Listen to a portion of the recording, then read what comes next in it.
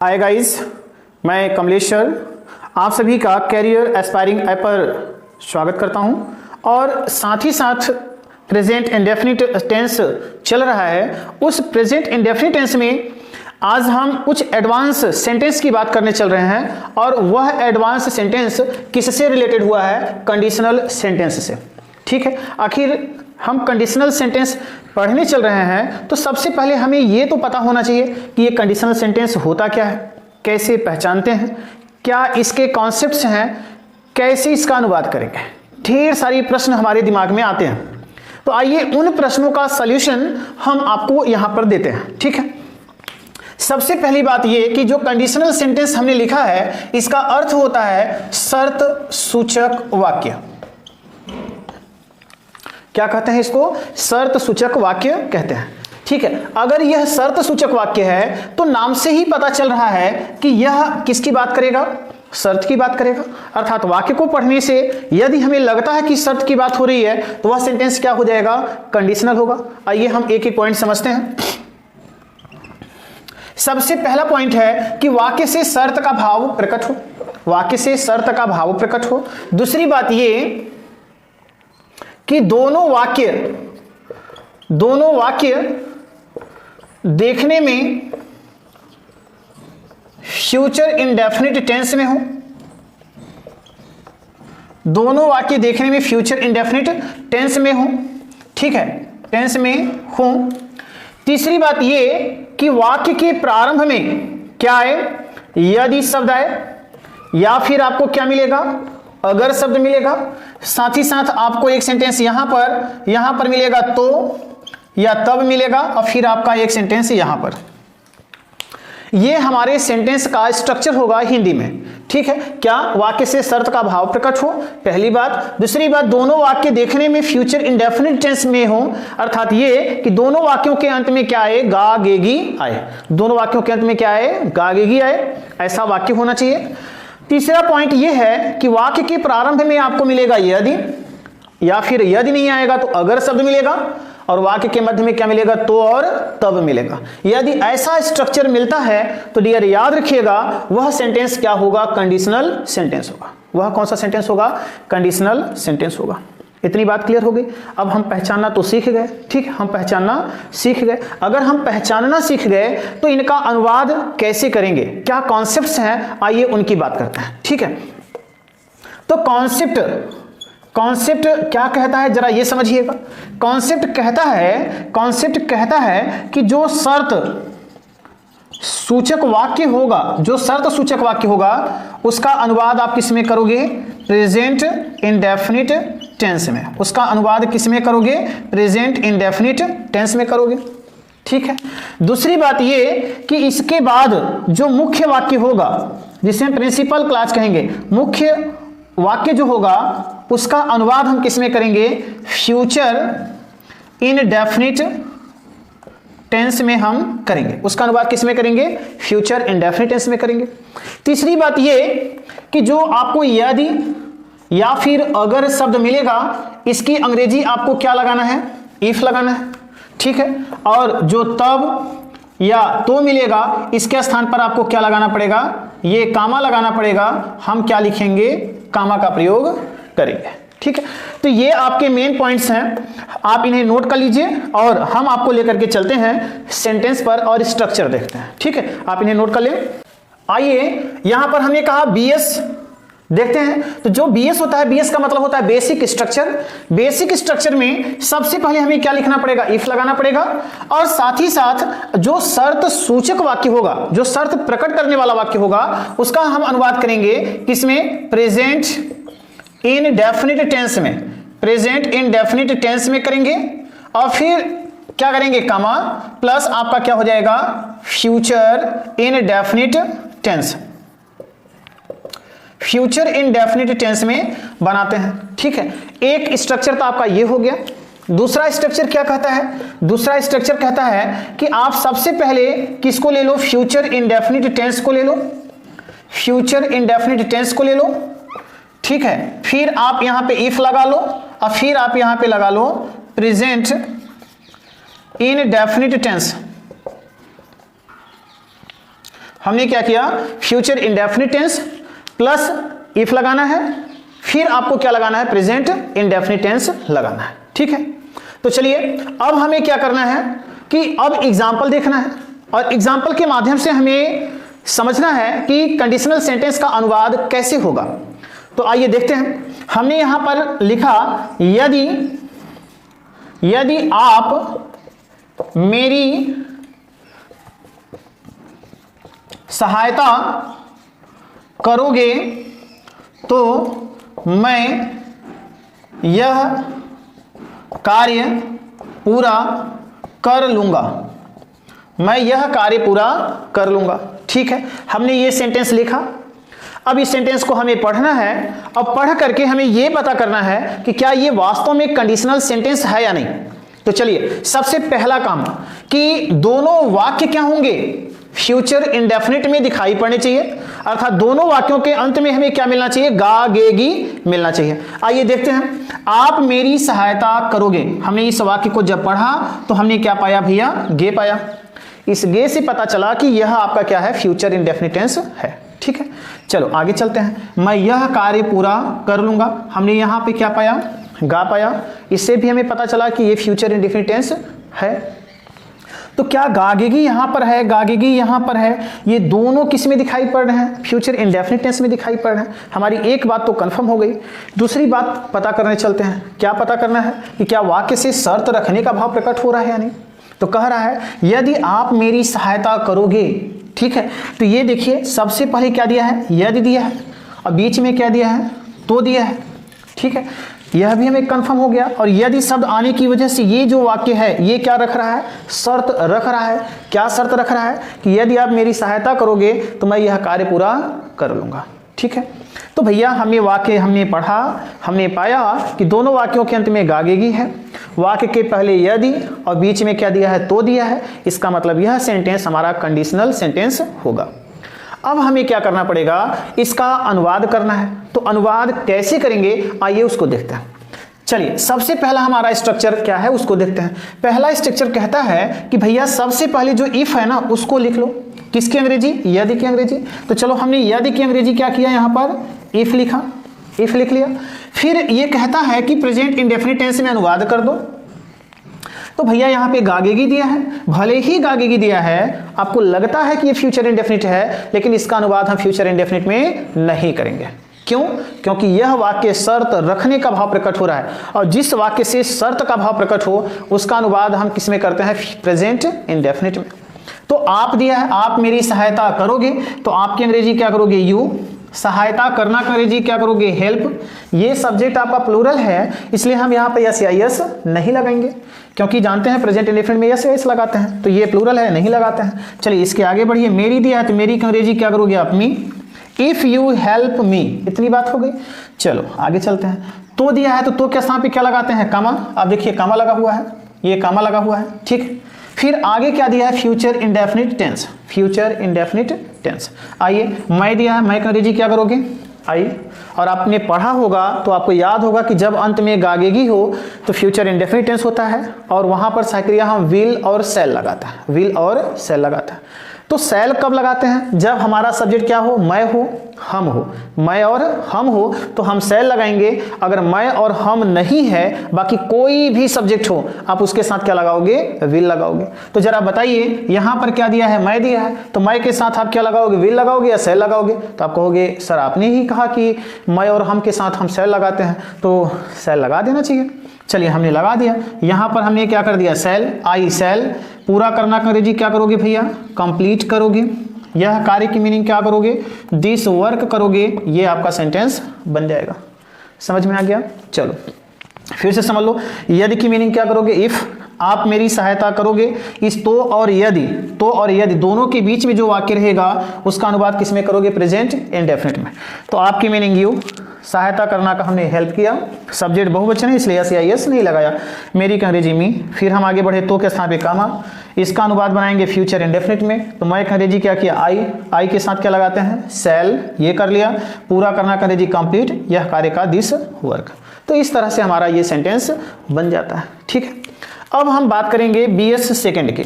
दूसरा basic structure क्या कहता है, कैसे बनाना है, आइए उसको देखते हैं। ठीक है, तो दूसरे बेसिक स्ट्रक्चर की अगर हम बात करते हैं तो इसमें देखिए सबसे पहले दिया क्या है, फ्यूचर इंडेफिनिट। सबसे पहले क्या दिया है, फ्यूचर इंडेफिनिट टेंस। अर्थात ये हुआ कि हमें अनुवाद करने के लिए ये वाले वाक्य का अनुवाद सबसे पहले करना पड़ेगा। ठीक है, क्या करना पड़ेगा, इस तो के बाद जो वाक्य रहेगा उसको हमें सबसे पहले फ्यूचर इंडेफिनिट टेंस में करना है। ठीक है, तो मैं अंग्रेजी क्या कर लोगे, आई के साथ क्या लगाओगे, शैल, फिर पूरा करना का अंग्रेजी क्या करोगे, कंप्लीट। यह कार्य की मीनिंग क्या करोगे, दिस वर्क है, दिस वर्क कर लिया। ठीक, आई शैल कंप्लीट दिस वर्क। ठीक, चलो अब हमें यहाँ तो तब की मीनिंग नहीं लगाना, हम यहाँ पर आ जाएंगे। यदि दिया है तो यदि की मीनिंग क्या करोगे, इफ हो गया। आप मेरी सहायता करोगे तो आपकी मीनिंग क्या करोगे, यू। सहायता करना का लिखे होगे हेल्प, और मेरी का अंग्रेजी क्या करोगे, me. If you help me. ठीक है, तो इस तरह से आप क्या कर सकते हैं, कंडीशनल सेंटेंस का अनुवाद कर सकते हैं। ठीक, चलिए हम कुछ और एग्जाम्पल देखते हैं और कैसे करेंगे ये समझते हैं।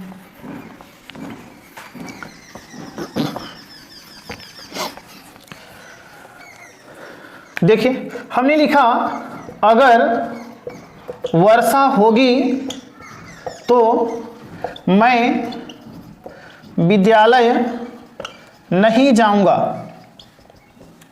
ठीक है, यह अगर वर्षा होगी तो मैं विद्यालय नहीं जाऊंगा। ठीक, आइए देखते हैं हमें सबसे पहले क्या मिला, अगर। वाक्य के बीच में क्या मिला, तो आप समझ गए होंगे कि इसके बीच वाला प्रेजेंट इंडेफिनिट होगा और इधर वाला क्या होगा, फ्यूचर इंडेफिनिट होगा। बात समझ में आ गई। चलिए एक बात और कुछ नया दिखाई पड़ रहा है सेंटेंस में, और क्या नया दिखाई पड़ रहा है जरा ये समझ लीजिए। आपको क्या दिखाई पड़ रहा है, नहीं दिखाई पड़ रहा है। तो डियर एक बात तो कंफर्म रखिएगा कि नहीं जब आएगा कंडीशनल सेंटेंस में तो दो वाक्यों में से किसी एक वाक्य में ही नहीं आएगा। दो वाक्यों में से किसी एक वाक्य में ही क्या आएगा, नहीं आएगा।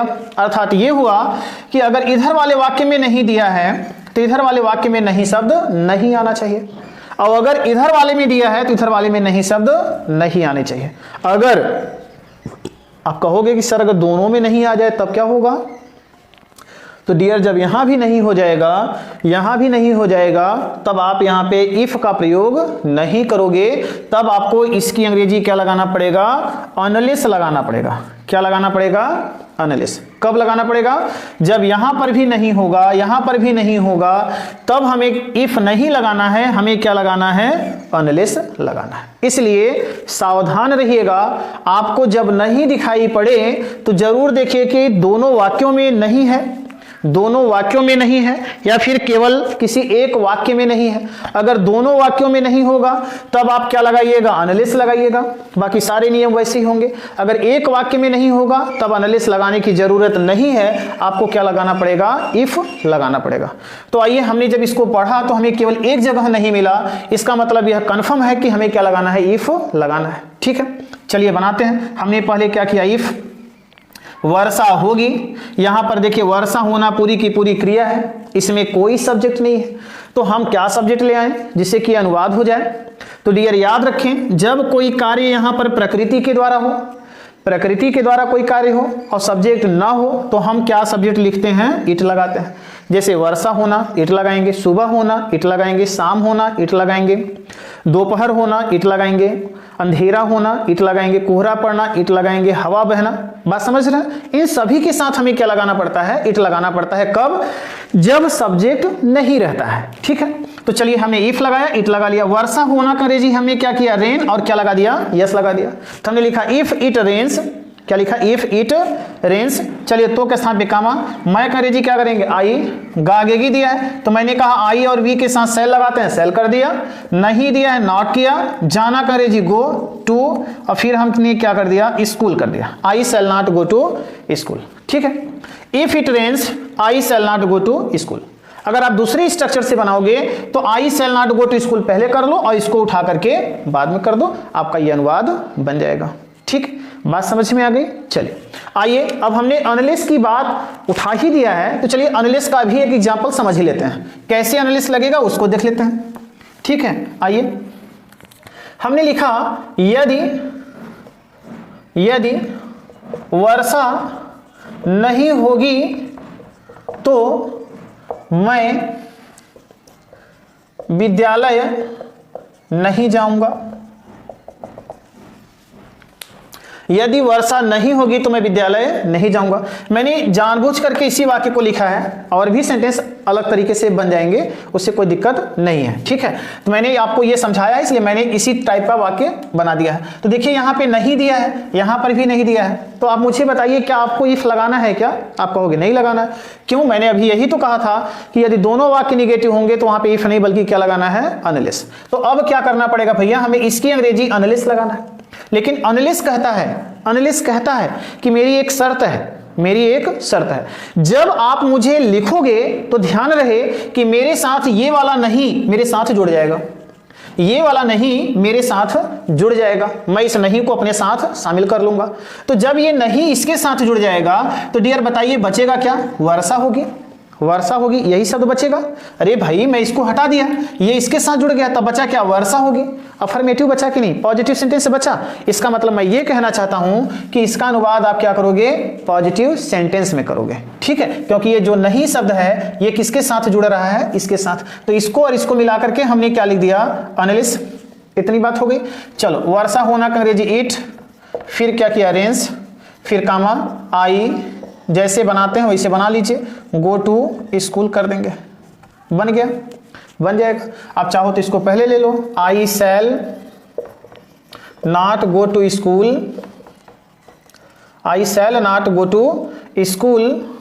फिर क्या करोगे? अनलेस, वर्षा होना इट, और फिर आपने क्या लगा दिया? यस। मतलब वही इफ वाला तरीका है, ठीक है। आप चाहो तो सीधा सीधा बनाओ, या इसको प्रिंसिपल क्लॉज को पहले करो, फिर अनलेस लगाओ, फिर शर्त सूचक वाक्य को इधर कर दो, आपका इस तरह से बन जाएगा, ठीक है। समझ में आ गया? ओके, देखिएगा, जब तक रमेश मुझे नहीं पढ़ाएगा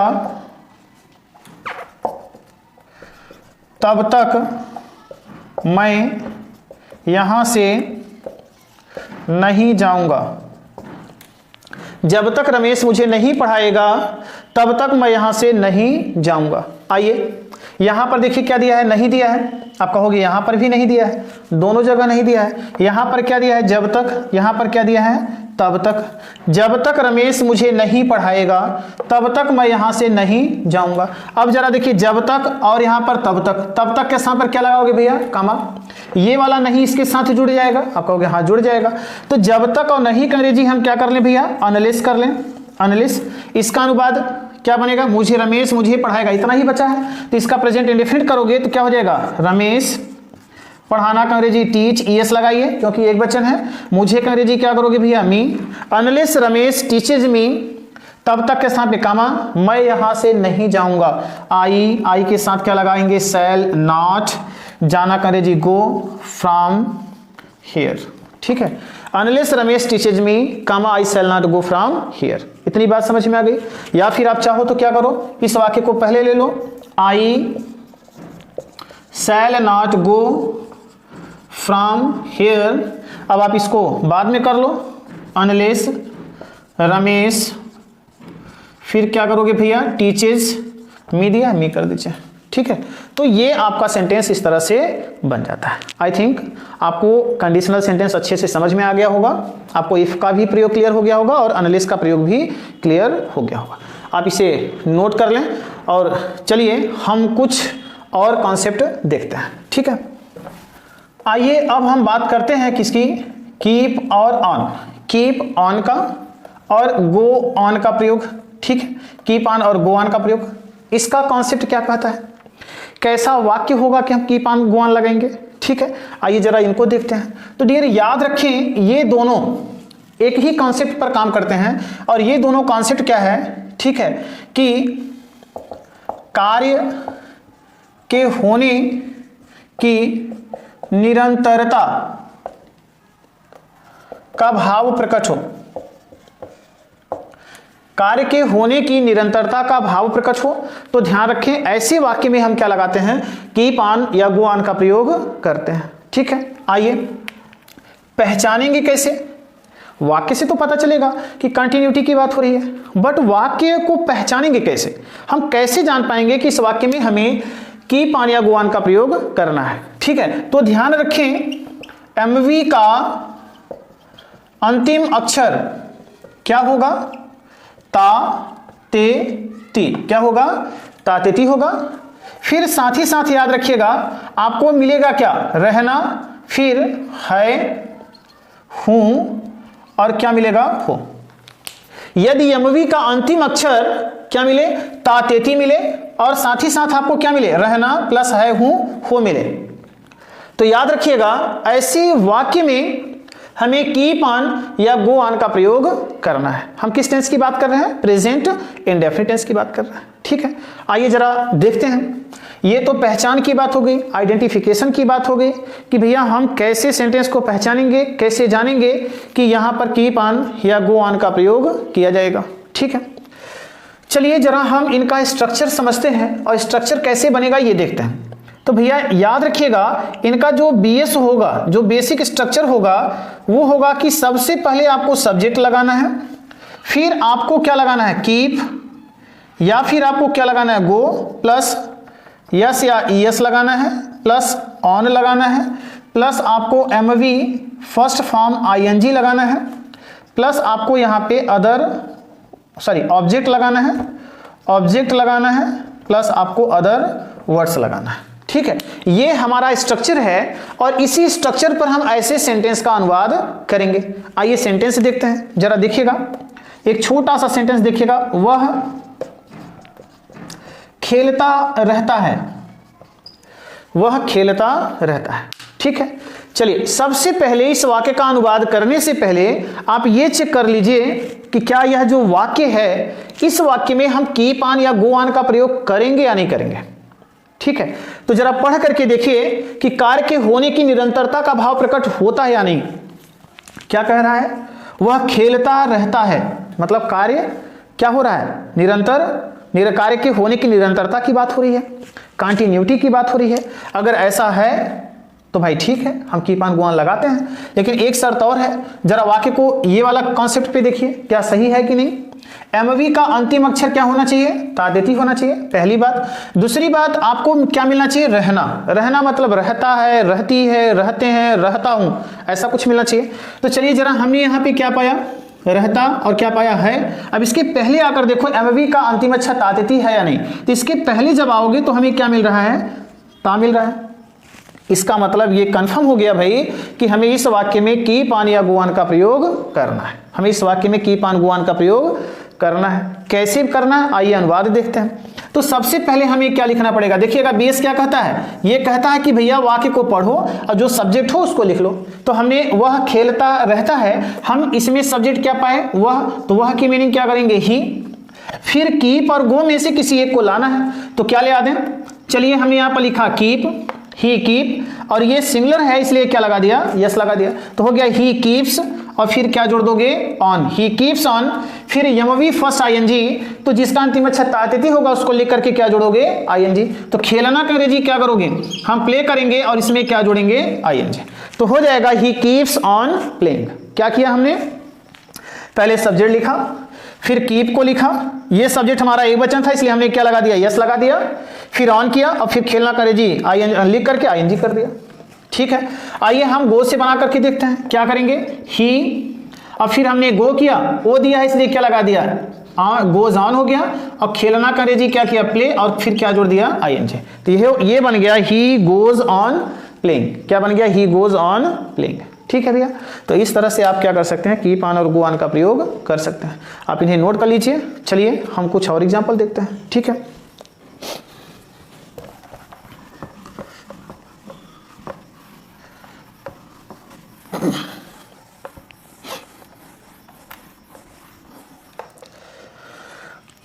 आइए कुछ और एग्जाम्पल की बात करते हैं। जैसे मैं हमेशा टहलता रहता हूं। मैं हमेशा टहलता रहता हूं। मैंने एक छोटा सा सेंटेंस लिखा है, आइए जरा इसको बनाते हैं। तो सबसे पहले चेक करिए क्या कीप ऑन गो ऑन लगाएंगे क्या? तो भैया यहां पे क्या मिला? ता, यहां पे क्या मिला? रहता हूं। बात कंफर्म हो गई कि हमें यहाँ पे कीप ऑन गो ऑन का प्रयोग करना है। तो आइए बनाते हैं। सबसे पहले क्या करोगे आप, आई करोगे, ठीक है। चलिए ये बात हो गई। फिर हम तुरंत यहाँ पे हमेशा, सदा, सदैव, ये शब्द अगर आते हैं तो ये हमेशा क्या बताते हैं, वर्ब की फ्रीक्वेंसी को बताते हैं। अब ये फ्रीक्वेंसी को बताते हैं, इसलिए इनको हमें वर्ब के पहले लाना पड़ेगा। तो हम क्या करेंगे, लिखेंगे ऑलवेज, आई ऑलवेज, और फिर हम यहाँ पे क्या करेंगे, कीप। ये सब्जेक्ट प्लूरल है, यस नहीं लगाना आपको। ऑन, टहलना का अंग्रेजी क्या करोगे, वॉकिंग हो जाएगा। I always keep on walking. Go on से बनाओगे तो भैया बस यहीं पे क्या कर दीजिए, गो कर दीजिए। I always go on walking. इस तरह से आपका ये सेंटेंस बन जाता है, ठीक है। इतनी बात क्लियर हो गई। चलिए आइए हम आपको इसी टाइप सेंटेंस पर दो और कॉन्सेप्ट शामिल करते हैं। दो और बड़े डिफरेंट अद्भुत कॉन्सेप्ट की बात करता हूं और उनका प्रयोग ऐसे ही सेंटेंस में होता है। वो कैसे करेंगे, आइए जरा उनको समझते हैं। एक कॉन्सेप्ट आपका क्या है, रिमेन, और एक कॉन्सेप्ट आपका है ऑन। हम इन दोनों कॉन्सेप्ट की बात करते हैं। तो ये दोनों प्रयोग कहां पर होंगे भैया, जो सेंटेंस में हम कीप ऑन लगाते हैं, जिस सेंटेंस में हम कीप ऑन गो ऑन का प्रयोग करते हैं, उसी सेंटेंस का अनुवाद हम रिमेन और ऑन के माध्यम से भी कर सकते हैं। कैसे अनुवाद बनेगा, चलिए जरा देखते हैं। जैसे रवि दिन भर मुझे डांटता रहता है। रवि दिन भर मुझे डांटता रहता है, यह सेंटेंस हमने लिखा है। अब आपको इस सेंटेंस में एक तो आप कीप ऑन लगा सकते हो, आप कहोगे हाँ लग जाएगा। मैं कहूं क्या गो ऑन लगा सकते हैं, आप कहोगे हाँ सर गो ऑन भी लगा सकते हैं। तो जब कीप ऑन गो ऑन लगा सकते हैं तो क्या रिमेन और ऑन का प्रयोग हो सकता है या नहीं? तो आप कहोगे सर हम तो नहीं जानते। चलिए आप नहीं जानते तो मैं बता रहा हूं कैसे करना है, ठीक है। पहचान वही रहेगा, सारे रूल्स वही रहेंगे, अब बनाने का स्ट्रक्चर भी वैसा ही रहेगा। तो चलिए सबसे पहले हम सब्जेक्ट लिखते हैं रवि, लिख लिया। चलिए सबसे पहले हम किसको ले आएंगे, रिमेन। हमने लिख दिया यहां पर रिमेन। ये सब्जेक्ट हमारा क्या है, सिंगुलर है, इसलिए यहां पर यस लगा देंगे तो बन जाएगा रवि रिमेन्स। चलिए इतनी बात हो गई। अब आइए डांटना के अंग्रेजी लिखेंगे तो लिखेंगे स्कॉल्ड और क्या जोड़ देंगे, आईएनजी। Ravi remains scolding. मुझे का अंग्रेजी क्या करोगे, मी, और दिन भर की मीनिंग क्या करोगे, द होल डे। हमने क्या लिख दिया, the whole day. Ravi remains scolding me the whole day. इतनी बात हो गई। चलिए ये तो रिमेन्स का कॉन्सेप्ट हो गया। अब आप कहोगे अरे सर ये तो कीप और गो वाले के जैसा ही है। हाँ ये कीप और गो वाले के जैसा ही है, वहां पर हम कीप ऑन करते थे, यहां पर केवल रिमेन्स करेंगे, ठीक है। पर ये जो ऑन वाला कॉन्सेप्ट है ये थोड़ा सा डिफरेंट है, हट करके है। कैसे, आप लिखोगे क्या, सबसे पहले रवि और फिर सीधे एमवी के पास आओगे जिसका अंतिम अक्षर तातिथि होगा। तो आप इसे लिखोगे डायरेक्ट और फिर देखोगे सब्जेक्ट अगर सिंगुलर है तो यस या यस लगाओगे, अगर प्लूरल है तो यस या यस नहीं लगाओगे। ये सब्जेक्ट सिंगुलर है, यस लगा दिया, और फिर हमने यहां पर जोड़ दिया ऑन। तो बन गया रवि स्कॉल्स ऑन, फिर मुझे का अंग्रेजी मी, और दिन भर की मीनिंग क्या करोगे, द होल डे कर दोगे। Ravi scolds on me the whole day, Ravi scolds on me the whole day, ठीक है। इसी तरह से आप बना सकते हो, मैं दौड़ता रहता हूं, आई रन ऑन हो जाएगा। मैं खेलता रहता हूं, आई प्ले ऑन हो जाएगा। मैं बात करता रहता हूं, आई टॉक ऑन हो जाएगा, ठीक है। तुम टीवी देखते रहते हो, you watch on the TV हो जाएगा, ठीक है। मैं मुस्कुराता रहता हूं, आई स्माइल ऑन हो जाएगा। ढेर सारे सेंटेंस आप इस तरह से इन पर बना सकते हैं, ठीक है। आप इन्हें नोट कर लीजिए। चलिए जरा देखिएगा, हमने लिखा यहां पर यूनिवर्सल एक्शन। यूनिवर्सल एक्शन मतलब कोई ऐसा कार्य जो हमेशा सत्य को बताए, कोई ऐसा कार्य हो जो हमेशा ट्रुथ हो, सत्य को दर्शाए, उसका अनुवाद हमेशा प्रेजेंट इंडेफिनिट टेंस में ही करते हैं, किसी अन्य टेंस में नहीं करते। जैसे अगर मैं कहूं सूर्य पूरब में निकलता है, सूर्य पूरब में निकलता है, तो इस सेंटेंस का अनुवाद हम केवल और केवल प्रेजेंट इंडेफिनिट टेंस में करेंगे डियर। ऐसा क्यों, क्योंकि आप जानते हो कि सूर्य पूरब में ही निकलता है, पश्चिम में ही अस्त होता है। अगर मैं यहां पर कहूं सूर्य पूरब में निकलता था तो ये गलत होगा, ये पास्ट इंडेफिनिट में नहीं बन पाएगा, तो डियर याद रखें, इसका पास्ट टेंस नहीं बनेगा क्योंकि ये यूनिवर्सल ट्रूथ है। ऐसे सेंटेंस का अनुवाद केवल और केवल आपको किस में करना है? प्रेजेंट इंडेफिनिट टेंस में करना है। इसका अनुवाद किस में करेंगे? प्रेजेंट इंडेफिनिट टेंस में करेंगे। ठीक है, तो चलिए इनका अनुवाद करेंगे तो लिखेंगे द सन, फिर निकलना का अंग्रेजी क्या करोगे? राइज, यस लगाओगे, फिर मेक अंग्रेजी इन, और पूरब की मीनिंग क्या करोगे? The east. तो the sun rises in the east, इस तरह से हम क्या करेंगे? बनाएंगे। इसी तरह से और सेंटेंस है, जरा उनको समझते हैं। क्या है देखिएगा, हमने लिखा पृथ्वी सूर्य का चक्कर लगाती है। पृथ्वी सूर्य का चक्कर लगाती है। अब मुझे बताएं जरा कि ये जो सेंटेंस दिया है, ये जो सेंटेंस दिया है, क्या ये यूनिवर्सल ट्रूथ को दर्शाता है या नहीं? क्या पृथ्वी सूर्य का चक्कर लगाती है या नहीं? तो आप कहोगे हाँ सर, ये तो यूनिवर्सल ट्रूथ है। अगर ये यूनिवर्सल ट्रूथ है डियर, तो किसी अन्य टेंस के बारे में कतई मत सोचिएगा। ये सेंटेंस जब भी आएगा केवल और केवल प्रेजेंट इंडेफिनिट टेंस में ही आएगा। ठीक है, तो चलिए बनाते हैं। हम सबसे पहले क्या करेंगे? लिखेंगे द अर्थ, द अर्थ लिखा, फिर यहां पर दिया है क्या? चक्कर लगाना, आ सकते हो मूव्स, मूव्स, फिर क्या करेंगे? Round the sun. ठीक है, the earth moves round the sun, इस तरह से हम क्या कर सकते हैं? इसका अनुवाद कर सकते हैं। ठीक है, ये तो बात हो गई किसकी? यूनिवर्सल ट्रुथ की। कुछ और भी यूनिवर्सल ट्रुथ हैं, जरा उनको देखिएगा। जैसे मैं ये कहूं आग सब कुछ जलाकर नष्ट कर देती है, नष्ट कर देती है। आग सब कुछ जलाकर नष्ट कर देती है। इसको कैसे बनाओगे? तो हम क्या करेंगे? सबसे पहले लिखेंगे फायर। ठीक है, फायर, जलाकर नष्ट करना का क्या हो जाएगा? BURN करेंगे। फायर बर्न्स, सब कुछ की अंग्रेजी क्या करोगे? एवरीथिंग। ठीक है, फायर बर्न्स एवरीथिंग।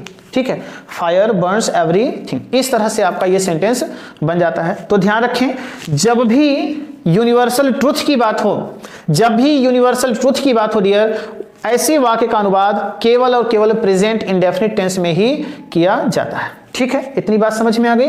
चलिए आप इसे नोट कर लीजिए और आइए हम कुछ और सेंटेंस को देखते हैं।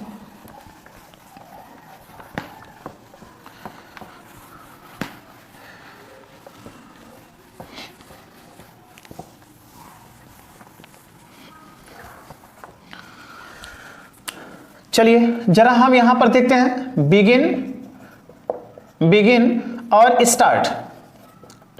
बिगिन और स्टार्ट, इन दोनों के बारे में जरा समझते हैं। देखिए इसका अर्थ होता है, इसका प्रयोग हम कहां करेंगे? ना नेनी मिलेगा, प्लस आपको मिलेगा लगना, प्लस आपको मिलेगा है, हूं, हो, ऐसा मिलेगा। इसका भी पहचान यही है, ना, ने, नी प्लस लगना, या फिर आपको मिलेगा क्या? आरंभ करना, या मिलेगा क्या? प्रारंभ करना, या मिलेगा क्या? शुरू करना। ठीक है, अब प्लस आपको मिलेगा क्या? है, हूं, और क्या मिलेगा? हो। ठीक है, अगर आपको वाक्य में नारिनी मिले, लगना मिले, है, हूं, हो मिले, तो ध्यान रखिएगा डियर, आप किसका प्रयोग कर सकते हो? बिगिन। ठीक है, और जब ना नहीं मिले, लगना, आरंभ करना, प्रारंभ करना, शुरू करना, फिर है, हूं, हो मिले, तो डियर याद रखिएगा उस वाक्य में आप क्या लगा सकते हो? स्टार्ट का भी प्रयोग कर सकते हो। बट दोनों के स्ट्रक्चर में अंतर होता है। दोनों के स्ट्रक्चर में अंतर क्या है जरा ये समझिएगा। BS क्या कहता है जरा समझिएगा। सबसे पहले आपको सब्जेक्ट लिखना पड़ेगा, फिर आपको लगाना पड़ेगा बिगिन, और फिर आपको यहां पर क्या लगाना पड़ेगा? यस या ES, प्लस आपको टू लगाना पड़ेगा, फिर आपको यहां पर क्या लगाना पड़ेगा? वर्ब फर्स्ट फॉर्म लगाना पड़ेगा, प्लस आपको क्या लगाना पड़ेगा? ऑब्जेक्ट, प्लस आपका क्या हो जाएगा? अदर वर्ड हो जाएगा। ठीक है, फिर यहां पर देखिएगा दूसरा इसका स्ट्रक्चर है सब्जेक्ट प्लस, आप सबसे पहले क्या लगाओगे? स्टार्ट, प्लस यहां पर आपको क्या लगाना पड़ेगा? यस या ES, प्लस वर्ब फर्स्ट आपको क्या लगाना पड़ेगा? ING, प्लस आपको लगाना पड़ेगा ऑब्जेक्ट, प्लस आपको क्या लगाना पड़ेगा? ETC, या फिर आप लिख सकते हो अदर वर्ड लिख सकते हो। ठीक है, तो इन दोनों का स्ट्रक्चर इस तरह से बनता है। आइए इनके स्ट्रक्चर पर आधारित हम कुछ सेंटेंस का अनुवाद करते हैं। कैसे होंगे जरा देखिएगा। मैंने जैसे लिखा, मैंने लिखा वह दौड़ने लगता है, वह दौड़ने लगता है। मैंने ये सेंटेंस लिखा, वह दौड़ने लगता है। ठीक है, इसका अनुवाद करेंगे तो करने से पहले हम ये चेक करते हैं कि क्या ये सारी चीजें हमें यहां पर मिलती हैं या नहीं, मिलती है या नहीं। आइए, हमें क्या मिला लास्ट में, लगता है।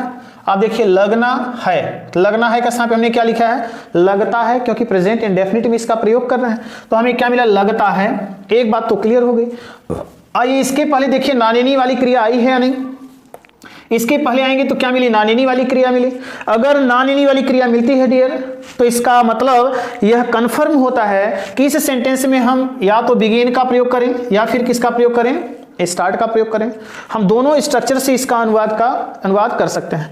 जैसे वह दौड़ने लगता है तो वह की मीनिंग क्या करोगे, ही। चलिए सबसे पहले बिगिन से बनाते हैं। तो लगता के अंग्रेजी क्या किया, BEGIN। ठीक है, अब ये एक वचन है तो यस लगा दो, ही बिगिंस हो गया। फिर इसके आगे बढ़ो, देखो नानी दिया है तो टू लगा लो, और दौड़ना का अंग्रेजी क्या करोगे, रन। ठीक है, सॉरी RUN, रन हो जाएगा।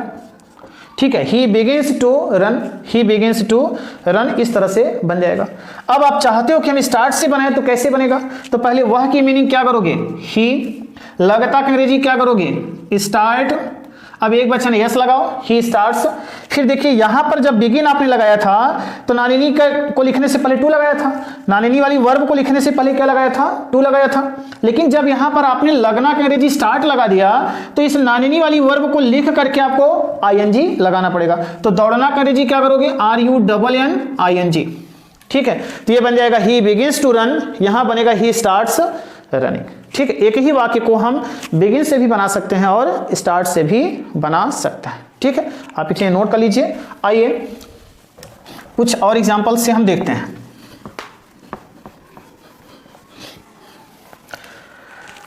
जैसे मैंने लिखा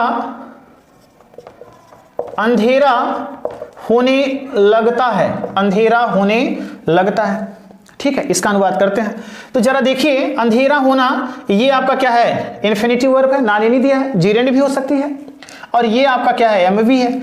अब इसका अनुवाद करोगे डियर तो यहां पर देखिए नेचुरल वर्क की बात हो रही है, इसलिए हम सबसे पहले क्या लगाएंगे, इट। अब आप डिसाइड करो कि आप लगता के अंग्रेजी बिगिन लगाना चाहते हो या फिर स्टार्ट लगाना चाहते हो। ठीक है, तो अब हम क्या करेंगे, हम सबसे पहले बात करेंगे किसकी, बिगिन की बात करेंगे। तो चलिए सबसे पहले हमने क्या लिखा, बिगिन किया, और अब रुकेंगे और पूछेंगे सब्जेक्ट से कि बताओ भैया हम यस या यस लगा दें कि ना लगाएं। तो सब्जेक्ट हमारा क्या है, एक वचन है, इसने कहा कि यस लगा दो, इसलिए हमने क्या लगा दिया, यस लगा दिया। तो ये बन गया इट बिगिंस। फिर देखिए नानीनी दिया है, टू लगा लिया, और अंधेरा होना का अंग्रेजी क्या किया, ग्रो किया, और फिर यहां पर क्या लगा दिया, dark. It begins to grow dark, it begins to grow dark. इतनी बात हो गई। अब आइए हम स्टार्ट से देखते हैं, स्टार्ट से कैसे बनेगा। तो सबसे पहले आप क्या करोगे, इट, और लगता के अंग्रेजी क्या करोगे, स्टार्ट, यस लगा दो, इट स्टार्ट्स। आपको नानीनी दिखाई पड़ा तो टू लगाने की जरूरत नहीं है।